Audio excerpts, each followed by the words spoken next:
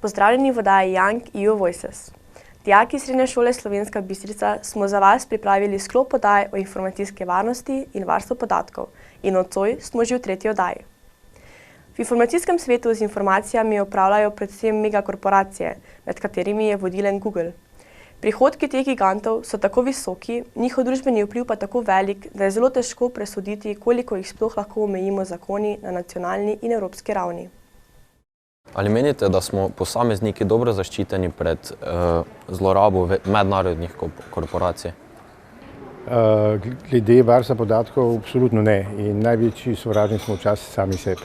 Ravno zato, ker pri tem, kaj smo pripravljeni dati v svetovni splet, dostikrat premalo pazljivo ravnamo in takrat seveda omogočimo, da naši osebni podatki, naše osebni interesi v smislu brskanja po internetu postanejo pravzaprav vidni vsem, ki upravljajo z internetnimi podatki.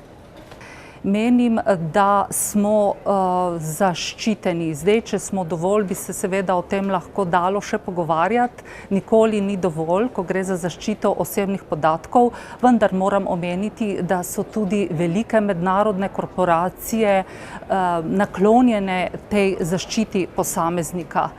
Kot smo že dejali, je danes internet tako razvit, da v bistvu algoritmi v ozadju zelo dobro premeljejo vse, kar pride od tebe na internet in na ta način je zelo težko govoriti o neki osebni varnosti. Poznani so primeri, ko nekdo pride v Ameriko, najame rentakar in ko se pelje mimo neke velike trgovine, može pride na Facebook priporočilo, naj se tam ustavi, kjer je neki izdelek v akciji. Se pravi, da tisti, ki misli, da je danes v tem globalnem svetu, ob tem, ko nosi v žepu mobilni telefon, uporablja različna socialna omrežja, če kdo misli, da je zelo varen, se po mojem kar globoko moti. Internet prinaša še dodatne izzive za zakonodajalce. Veliko podjetij, ki poslujejo preko spleta, je registriranih izven Evropske unije. Kako lahko vlade v praksi izvajajo nacionalne zakone nad temi podjetji? Kakšne so sankcije za te kršitve? Sankcije zaenkrat so še vedno izrečene po ZVOP-1 in to so za firme, za pravne osebe okrog 4000 evrov, govorimo o najvišjih globah, za odgovorne osebe pa cirka 800 evrov, za posameznike pa 200. Zdaj to je daleč od tistih 20 milijonov, o katerih uredba govori, ampak prvič videli bomo, kaj bo ZVOP-2 prinesel, ne, glede glob. Tukaj računamo, da bo razpon glob večji, torej da bodo lahko više. In še ena stvar, na katero bi opozoril, tudi recimo pri teh globah, ki sem jih zdaj omenil, 4000 evrov oziroma 800 za odgovorno osebo, lahko pride do steka, kar pomeni, če bi nekdo recimo večkrat nezakonito obdeloval neke podatke ali pa za več različnih oseb, to ne bi bila en prekršek, ampak bi se sešteli toliko teh podatkov, tu bi bilo prekrškov. Tako da bi lahko hitro prišli na par 10 000 evrov glob. Ampak v praksi večinoma izrekamo, če gremo v globe, 4000 oziroma 800. Ja, prav ta nadzor, ko je korporacija izven sedeža Evropske unije, nam določajo in urejujejo določbe v prej omenjeni uredbi o varovanju podatkov, ki je bila na ravni Evropske unije sprejeta leta 2016. Tako da je nadzor tudi nad temi.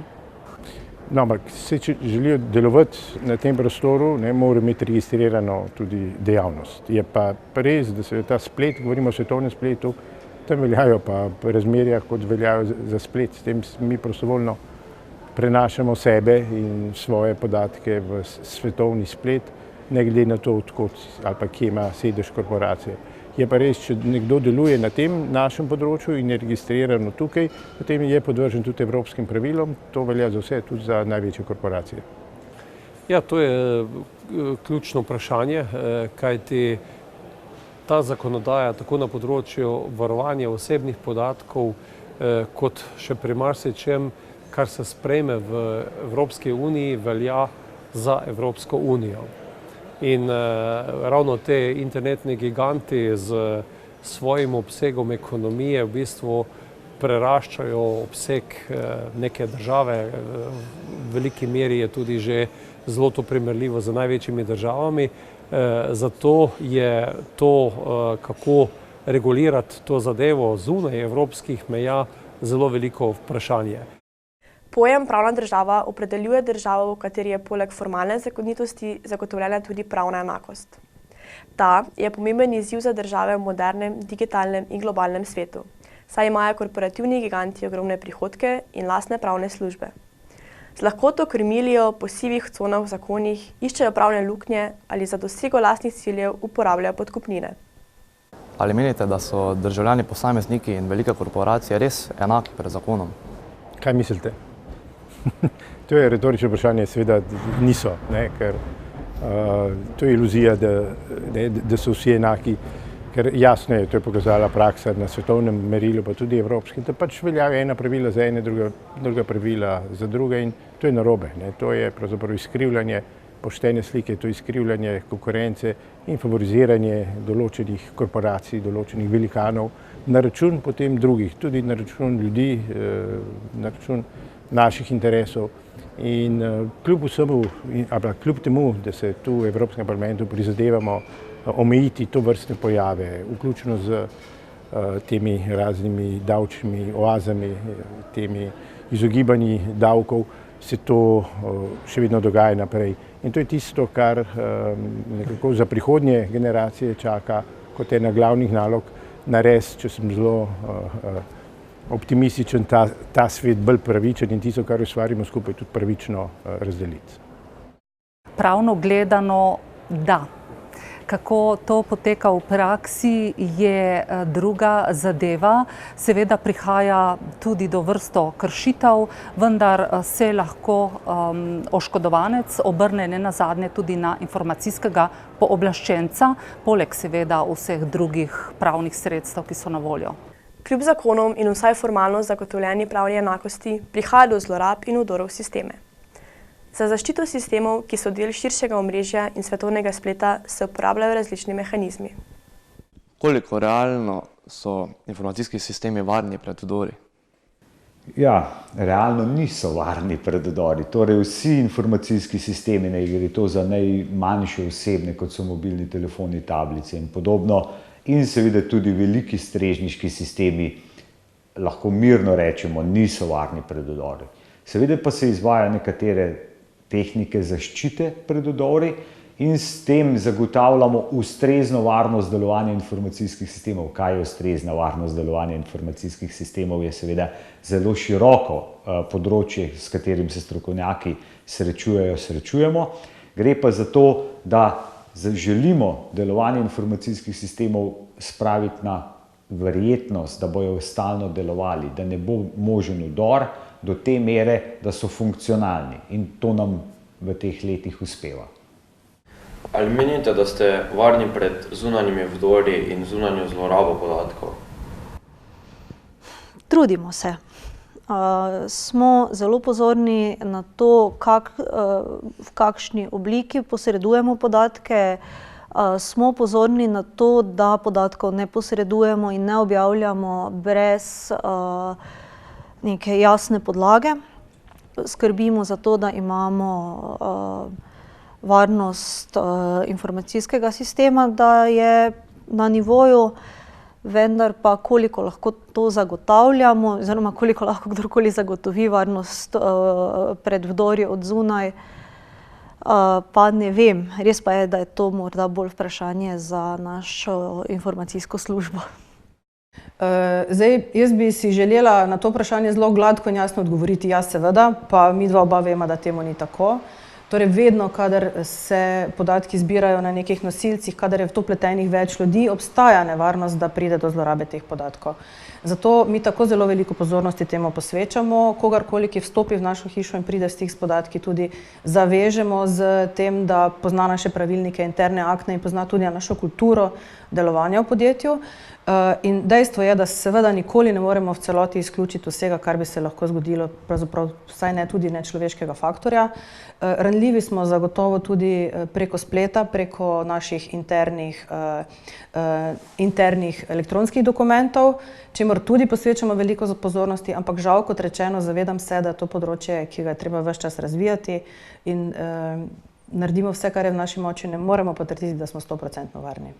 Ja, tukaj je po mojem najbolj važno to, da se to stanje v bistvu spreminja. In je treba stalno spremljati, kakšno je stanje konkretno na tem področju, na več načinov, se pravi spremljanje incidentov, spremljanje vseh teh senzorjev, vseh teh naprav, ki jih imamo noter, da v sistemih, da spremljajo neke potencialne varnostne dogodke ali pa incidente in da spremljajo tudi, kaj se dogaja okrog v Sloveniji, v Evropi in kakšne so grožnje. To je zelo pomembno. Zdaj, absolutne varnosti ni, to sem že prej smo se pogovarjali, ker ne moreš 100% varnosti zagotoviti. Je pa zelo pomembno, da je ta varnost ustrezna, se pravi, da je primerna, da so ukrepi, ki jih uvedeš, primerni tisti oceni tveganj oziroma stopnje ogroženosti, ki jo pač zaznaš v okolju, in da tudi v primeru, da se ta stopnja ogroženosti spremeni, da se te ukrepi potem zboljšajo, se dvignejo ukrepi. To je to. Tako da bi rekel tudi, da smatramo, da je stanje, se pravi, neka ocena tveganja oziroma stanje varnosti ustrezno glede na te grožnje, ki smo jih ocenili v Novi Kreditni banki Maribor. Ja, največji izzivi so to, da je v bistvu to zelo dinamično področje dela, da se v bistvu stvari zelo, zelo hitro spreminjajo. Naslednji izziv je to, da imamo, bom rekel, premalo posluha, da sicer je zadeva s stališča kibernetske varnosti zdaj moderna, pa se veliko govori o njej, vendar pa na operativni ravni čutimo to pomanjkanje, predvsem pomanjkanje kadrov na tem področju in da se država tega ne zaveda in da se država ne zaveda niti tega, da v bistvu kadrov na tem področju sploh ni dovolj. Za vse tiste potrebe, ki bi jih mi dejansko imeli, primernih kadrov na trgu ni. In država tukaj na tem področju zaostaja z izobraževanjem ustreznih kadrov, ki bi jih lahko mi direktno uporabili pri našem delu.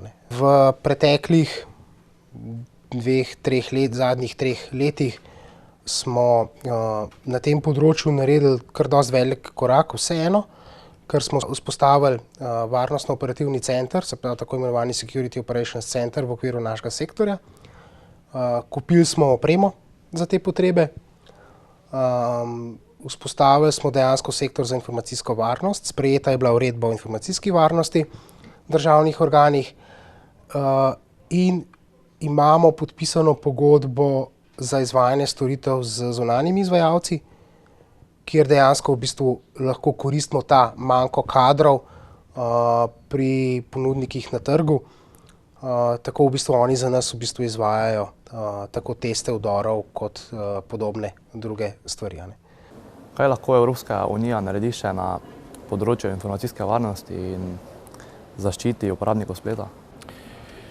Ja, veliko. Predvsem pa mora imeti ustrezno učinkovitost pri organih, ki nadzirajo kršitve, morajo reagirati takoj, morajo reagirati brez posameznih odpustkov in šele takrat z temi akcijami lahko pridemo vsaj korak bliže temu, da bo informacijska varnost resnično to, kar mora biti. Ampak dokler vi govorite o milijardnih kaznih, ki doletijo recimo Google ali pa druge velike korporacije, se morate zavedati, da so njihovi prihodki enormni.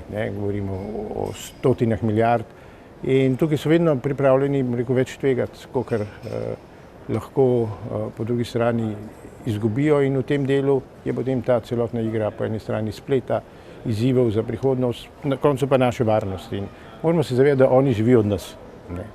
Če ne želimo sodelovati, so lahko v težavah, ampak zaenkrat očitno kar dobro sodelujemo z njimi.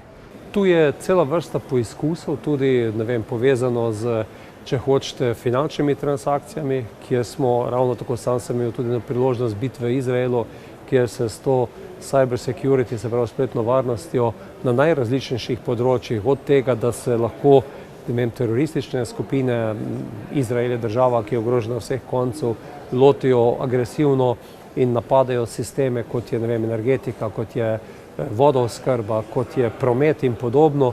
Na drugi strani finančne inštitucije, kjer se poberejo denar, iz tvojega tekočega računa preko, poznamo številne te primere. Tako da teh dilem, kako zavarovati posameznika, kako zavarovati širšo družbo v tej hitro razvijajoči se digitalni družbi, mislim, da lahko mirno priznamo dosti več vprašanj kot odgovorov v tem trenutku.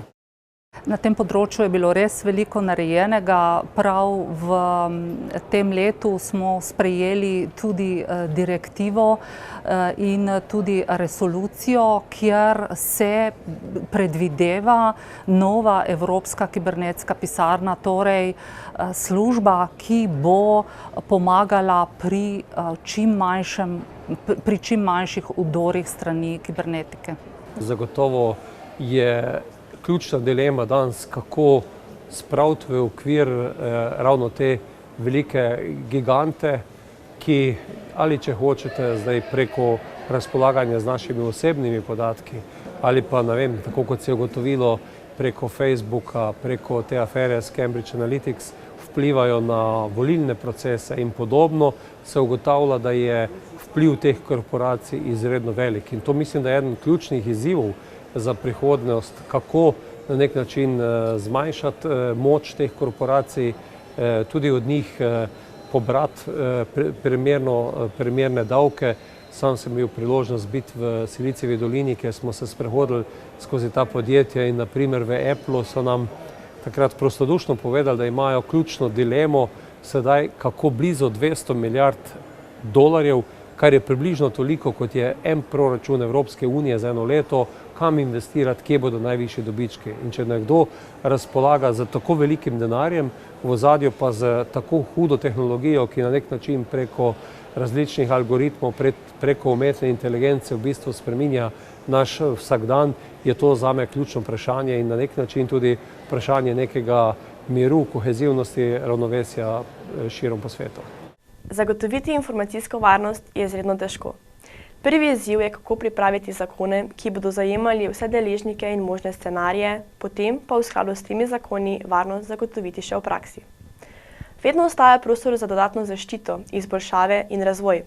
Na koncu je potrebno izvajati še nadzor nad izvajanjem zakonov in kršitve tudi ustrezno sankcionirati. V Evropskem parlamentu se določa tudi smer naše nacionalne politike, zato je pomembno, kdo nas tam zastopa. Pozivamo vas, da se udeležite volitev poslancev v Evropski parlament, ki bodo 26. maja.